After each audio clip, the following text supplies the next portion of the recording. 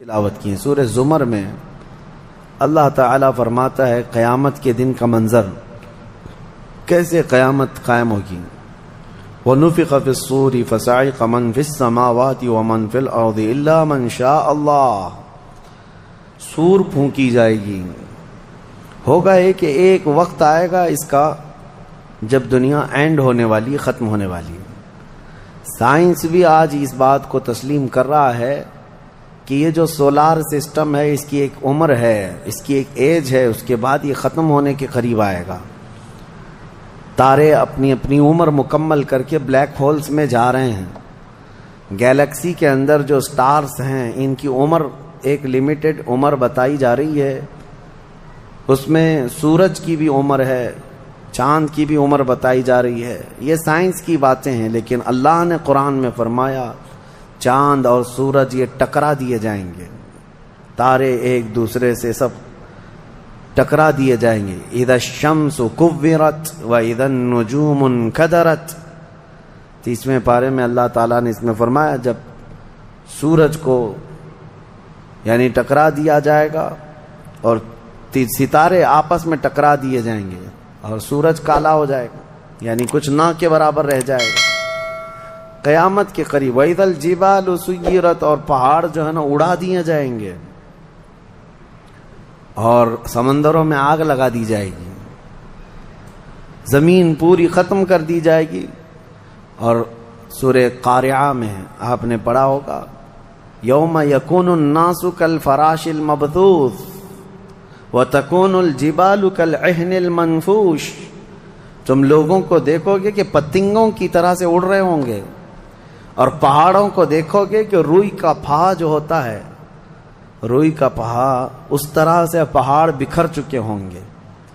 اور اس کے بعد یہ قیامت جو آنی ہے اس کا یعنی پروسیس کس طرح سے، شروعات کیسی ہوگی، وہ ایک لمبی گفتگو ہے۔ مختصراً عرض کرتا ہوں کہ آیات حضور اکرم صلی اللہ تعالیٰ علیہ وسلم کی احادیث میں جو نشانیاں بیان کی گئی ہیں اس اعتبار سے قیامت کے قریب بڑی بڑی نشانیاں آئیں گی۔ دجال آئے گا، دابۃ الارض آئے گا، یاجوج ماجوج نکلیں گے، پھر اس کے بعد سورج پچھم سے نکلے گا۔ یہ سب بڑی بڑی نشانیاں ہیں۔ حضرت عیسیٰ علیہ السلام کا نزول اس سے پہلے، یہ سب ہو جانے کے بعد پھر روئے زمین پر سے مسلمان ختم ہو جائیں گے۔ پھر ایک وقت آئے گا کہ جب سب لوگ اپنے اپنے کاموں میں مصروف ہوں گے، کوئی کسی کو پڑی نہ ہوگی، اور پھر دنیا میں سب اپنے اپنے کاموں میں اس طرح سے مصروف ہوں گے، کوئی کپڑا کاٹ رہا ہے، کوئی دودھ دوہ رہا ہے، کوئی کھیتی باڑی میں ہل چلا رہا ہے۔ اللہ تعالیٰ قرآن میں فرماتا ہے کہ تم دیکھو گے ان زلزلۃ الساعۃ شیء عظیم یوم ترونها تذهل كل مرضعۃ عما ارضعت وتضع كل ذات حمل حملها، اچانک ایک سور کی آواز آئے گی۔ وہی سور آج ہم نے تلاوت میں پڑھا ہے۔ اسرافیل علیہ السلام اللہ کے ایک فرشتے ہیں، ایک باجے کی شکل کی چیز وہ لے کر کھڑے ہیں، وہ بجانا شروع کریں گے۔ شروع میں دھیمی دھیمی آواز آئے گی اور یہ آواز بڑھتی چلی جائے گی، یہاں تک کہ یہ آواز اتنی سخت ہو جائے گی کہ جو جہاں تھا وہیں کھڑا رہ جائے گا۔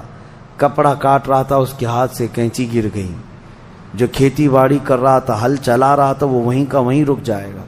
دودھ دوہنے والا اس کا ہاتھ ویسے ہی رہ جائے گا، یہاں تک کہ حاملہ عورتوں کے پیٹ سے بچہ نکل کر گر جائے گا، جو عورتیں حمل سے ہوں گی۔ اور اس کے بعد پھر ایسی غشی، پھر سب پر موت طاری ہوگی اور زلزلے آئیں گے اور پوری زمین کو ہلا کر کے ختم کر دیا جائے گا۔ یہ قیامت ہے، یہ قیامت ہے۔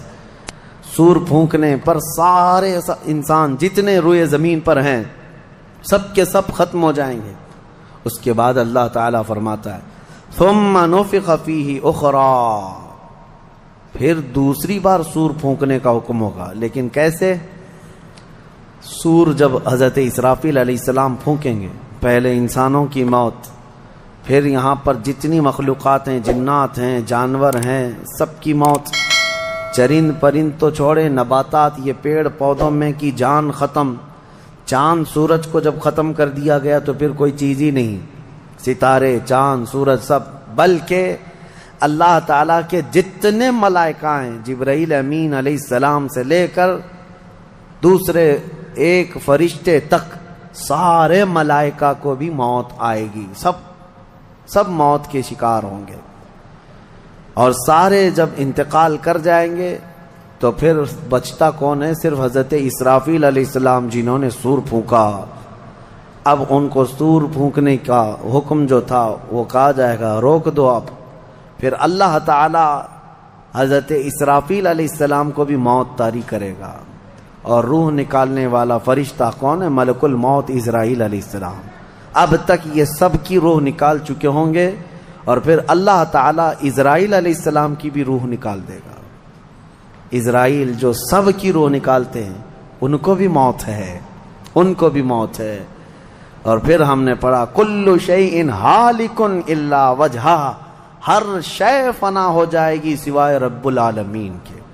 کل من علیہا فان ویبقى وجہ ربک ذو الجلال والاکرام، جو کچھ بھی ہے سب فنا ہو جائے گا، تمہارے رب کی ذات صرف باقی رہے گی، کوئی نہیں باقی رہے گا۔ پھر جب مولا کی مرضی ہوگی، رب تبارک و تعالیٰ دوبارہ اسرافیل علیہ السلام کو اٹھائے گا۔ اسرافیل علیہ السلام دوبارہ اٹھیں گے، اور پھر ان سے کہا جائے گا دوبارہ سور پھونکو، پھر سے پھونکو۔ اب جب دوبارہ حضرت اسرافیل علیہ السلام سور پھونکیں گے تو یہ زندگی کا سور ہے۔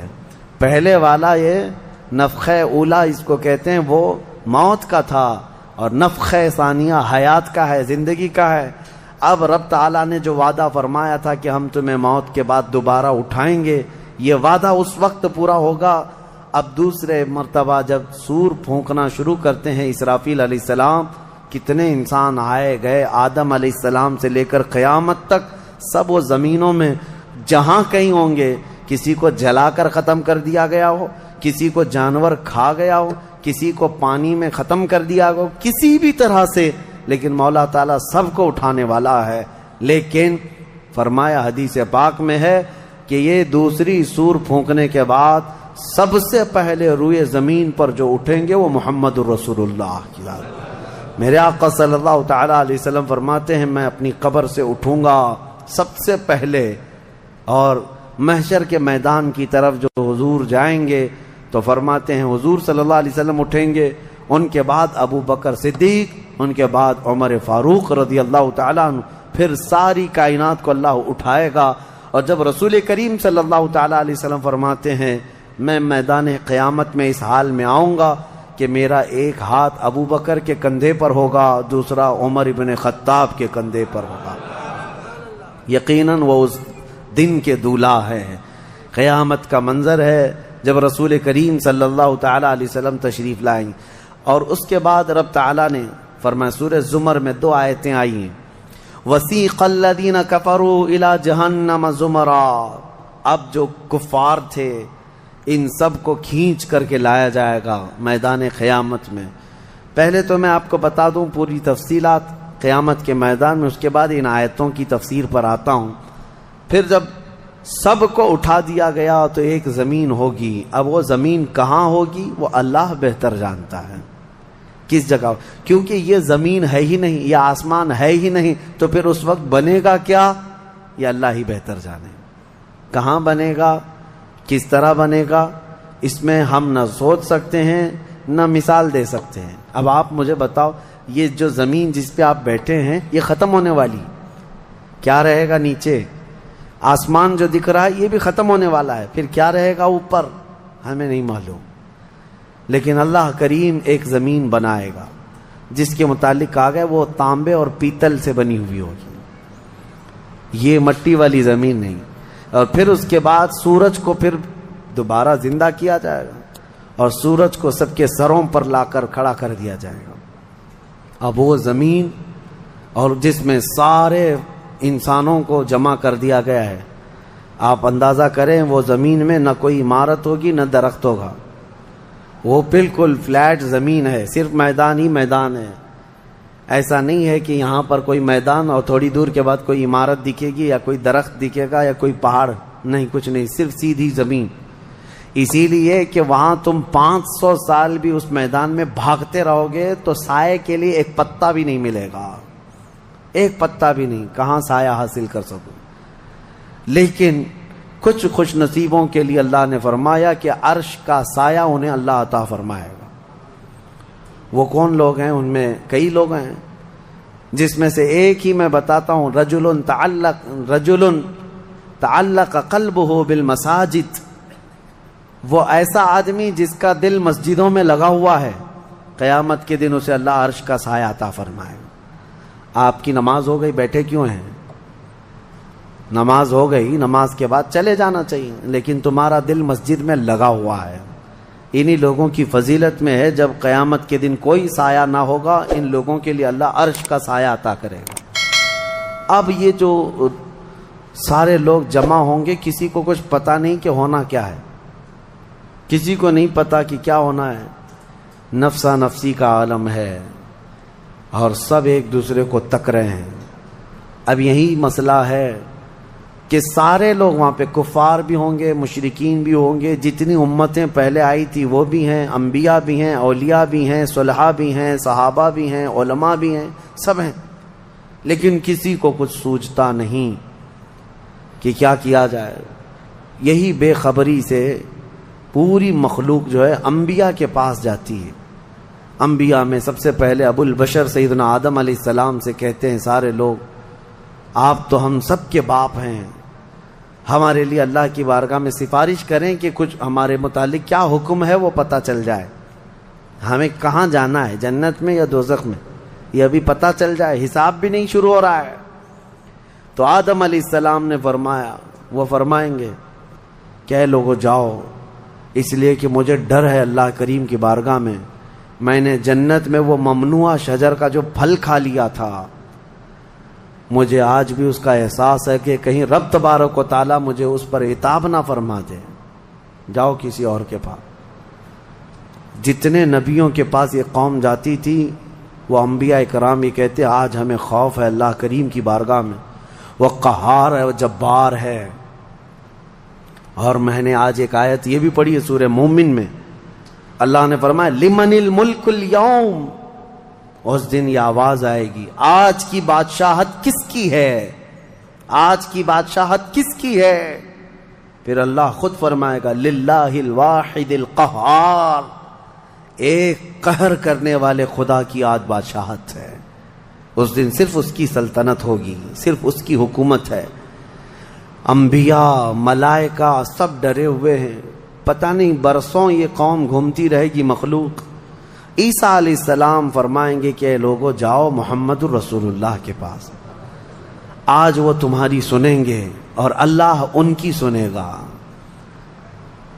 پوری مخلوق جب نبی کریم صلی اللہ علیہ وسلم کے پاس آتی ہے تو نبی پاک صلی اللہ تعالی علیہ وسلم فرماتے ہاں میں اسی کے انتظار میں ہوں۔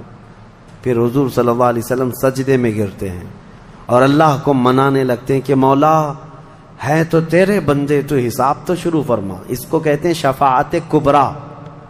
یہ کیا ہے؟ شفاعت کبریٰ، بڑی شفاعت۔ یہ سب کے لیے، کافروں کے لیے، مشرکوں کے لیے، سب کے لیے۔ یعنی حضور کی پہلی شفاعت کس کام کی تھی؟ کہ اللہ حساب تو شروع کرے، یہ شفاعت کبریٰ ہے، حساب شروع کرے مولا تعالی۔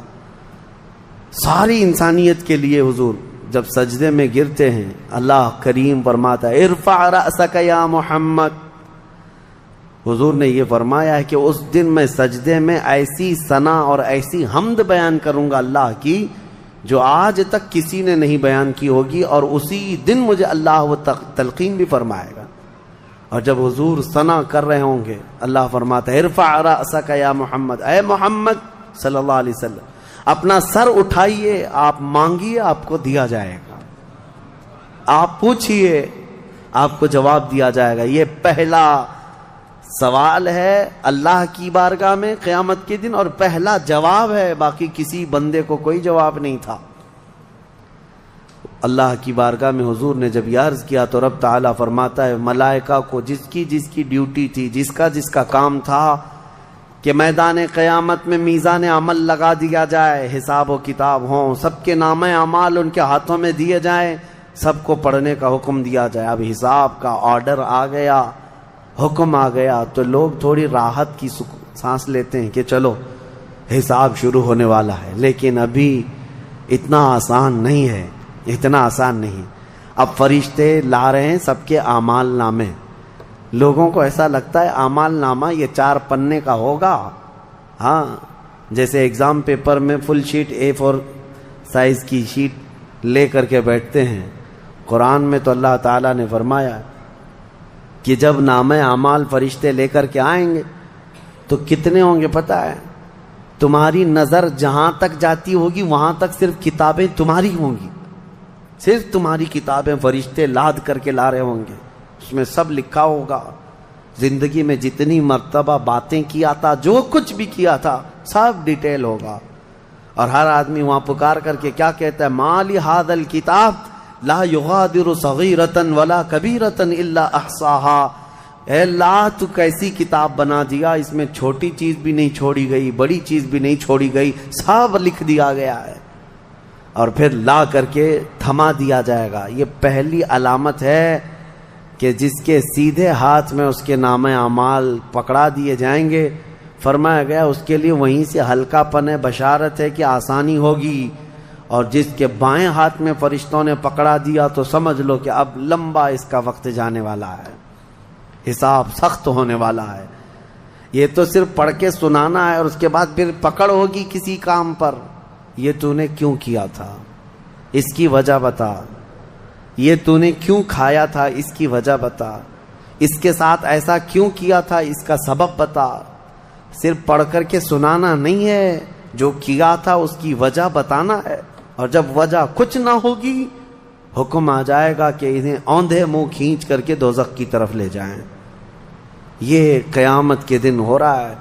اب یہاں پر ایک دوسری شفاعت ہے میرے آقا صلی اللہ علیہ وسلم. اب یہ جو شفاعت ہے یہ خاص امت محمدیہ کے لیے. ایک شفاعت حضور نے فرمائی سارے انسانوں کا حساب شروع ہو جائے. جب حساب شروع ہو گیا تو حضور صلی اللہ تعالیٰ علیہ وسلم پھر سجدہ کرتے ہیں اللہ کی بارگاہ میں.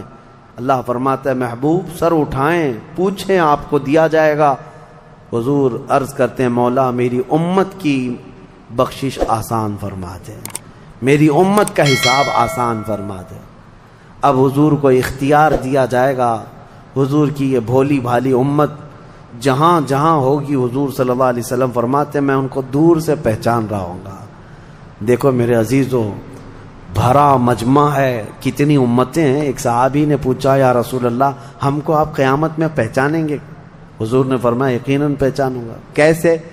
حضور فرماتے ہیں زندگی میں تم جو وضو کرتے تھے, یہ جو اعضائے وضو ہیں چہرہ اور ہاتھ, حضور فرماتے ہیں قیامت کے دن یہ سورج کی طرح چمک رہے ہوں گے. اور اسی چمک سے میں پہچان لوں گا یہ میری امت ہے. جس کے ہاتھ چہرے چمک رہے ہوں. جو وضو ہی نہیں کرتا اس کا کیا چمکے گا. لیکن حضور صلی اللہ تعالیٰ علیہ وسلم نے حدیث پاک ہے یہ وضو کے اعضاء کی چمک سے حضور اپنی امت کو پہچان لیں گے, فلاں میرا امتی ہے, فلاں میرا امتی ہے. بہرحال اب اس کے بعد اب میں ان آیتوں کی طرف آتا ہوں. حساب و کتاب ہو رہا ہوگا. سب سے پہلے وہاں پر قیامت کے دن جن کو لایا جائے گا, الگ الگ روایات ہیں, اس میں 3 لوگوں کے متعلق فرمایا گیا. ایک عالم, ایک شہید اور ایک امیر آدمی پیسے والا. حالانکہ تینوں اچھے لوگ تھے. دنیا میں یہ جو امیر تھا بہت پیسہ بانٹتا تھا, اور یہ قاری قرآن تلاوت اچھی کرتا تھا, اور یہ شہید تو جنگ میں شہید ہوا تھا لڑ کر کے. تینوں کا حساب ہو رہا ہوگا. سب سے پہلے رب تبارک و تعالیٰ اس قاری قرآن کو بلائے گا, بتا تو قرآن کیوں پڑھتا تھا؟ وہ کہے گا میں نے تجھے اچھی آواز دی تھی, اچھی آواز دی تھی, تو نے اس آواز کا کیا کیا؟ وہ کہتا ہے میں قرآن پڑھتا تھا بہترین انداز میں. رب تعالیٰ فرماتا ہے تو اس لیے پڑھتا تھا کہ لوگ تیری آواز کی تعریف کریں, کیا آواز ہے, اور لوگوں نے تعریف کر دیا. دنیا میں تجھے تیرا بدلہ مل گیا, یہاں قیامت میں کچھ نہیں, جاؤ جہنم میں. مالدار آئے گا, اس سے رب تعالیٰ فرمائے میں نے تجھے بہت مال دیا تھا, کیا کیا؟ کہے گا رب تعالیٰ میں نے غریبوں میں تقسیم کیا ہے, بہت خیرات کیا ہے. اللہ کریم فرماتا ہے کہ تو نے تو یہ نیت سے تقسیم کیا تھا نا کہ لوگ تجھے دیالو کہیں، سخی کہیں، تیری مال کی تعریف کریں، تو لوگوں نے تو وہ تعریف کر دی، دنیا میں جو تجھے ملنا تھا وہ مل گیا، تیری خواہش ہو گئی، یہاں کچھ نہیں، اسے بھی فرمایا جائے گا دوزخ میں ڈال دو۔ تیسرا جو شہید ہے اس کے لیے بھی رب تعالیٰ فرماتا ہے میں نے تجھے جوانی دی تھی، کیا کیا؟ کہا اے اللہ میں لڑتا رہا کافروں کے مقابل میں اور اپنی جان دے دیا۔ فرماتا ہے رب تعالیٰ کہ تو یہ سوچتا تھا نا کہ لوگ تیری بہادری کی تعریف کریں، لوگ تجھے بطل جلیل کہیں، مجاہد کہیں، تو یہ لوگوں کی تعریف سننے کے لیے کرتا رہا۔ اگر تیری یہی خواہش تھی اور لوگوں نے تیری تعریف دنیا میں بہت کر دی، اب یہاں تیرا کچھ نہیں ہے، اسے بھی دوزخ میں بھیج دیا جائے۔ یہ ریاکاری ہے۔ یہ پہلا حساب جن لوگوں کا ہونے والا ہے، یہ 3 لوگوں کے بارے میں حدیث پاک میں ہے۔ پھر میرے آقا صلی اللہ علیہ وسلم فرماتے ہیں قیامت کے میدان سے اس وقت تک کوئی پیر ہٹا نہیں سکتا جب تک اللہ 5 سوالات نہ کر لے۔ ان میں سے پہلا سوال یہی ہے کہ اللہ فرمائے گا میں نے تجھے جوانی دی تھی، تو نے کہاں خرچہ کیا؟ یہ ہر ایک کو بتانا پڑے گا، ہر ایک کو بتانا پڑے گا۔ اب آپ اپنی اپنی تیاری کر لو کہ کہاں کہاں خرچہ کیا، اللہ کو مجھے بتانا ہے۔ آج اگرچہ تم ہماری باتوں کی طرف توجہ نہیں کرو گے، کیئر نہیں کرو گے، لیکن ایک دن وہ آئے گا جب تمہیں اللہ کی بارگاہ میں کھڑے ہو کر اپنی جوانی کا پل پل بتانا ہوگا، وہاں کوئی چارہ نہیں ہوگا۔ وہی اب آیت کریمہ ہے وَسِيقَ الَّذِينَ كَفَرُوا إِلَى جَهَنَّمَ زُمَرًا حَتَّى إِذَا جَاءُوهَا فُتِحَتْ أَبْوَابُهَا وَقَالَ لَهُمْ خَزَنَتُهَا، کافروں کی جماعت کو فرشتے کھینچتے ہوئے دوزخ کی طرف لائیں گے۔ دوزخ کیسی ہوگی میں انشاءاللہ العزیز اس کو عرض کروں گا آخری میں، رمضان کے اخیر میں، کیونکہ یہ جو عشرہ گزر رہا ہے یہ جہنم سے آزادی کا عشرہ ہے۔ کاش اللہ ہمارا نام بھی آزاد ہونے والوں میں شامل فرمائے کہ جہنم سے آزاد ہونے والوں میں ہمارا نام شامل ہو گیا تو پھر قسمت ہی قسمت ہے۔ جب لایا جائے گا دوزخ کے کنارے جماعت کی جماعتیں آ رہی ہوں گی، جماعت یہاں پر اللہ نے فرمایا زمرہ یعنی بہت کثیر تعداد میں جماعت کو کھینچ کر کے لایا جائے گا۔ پھر دوزخ کے دروازے کھول دیے جائیں گے، فتحت ابوابها، دروازے کھول دیے جائیں۔ وقال لهم خزنتها، اور جو دربان ہے دوزخ کے دروازے پر حضرت مالک، وہ فرشتے ہیں، بڑے سخت قسم کے فرشتے ہیں، وہ ان سے پوچھیں گے جو جماعت دوزخ میں ڈالے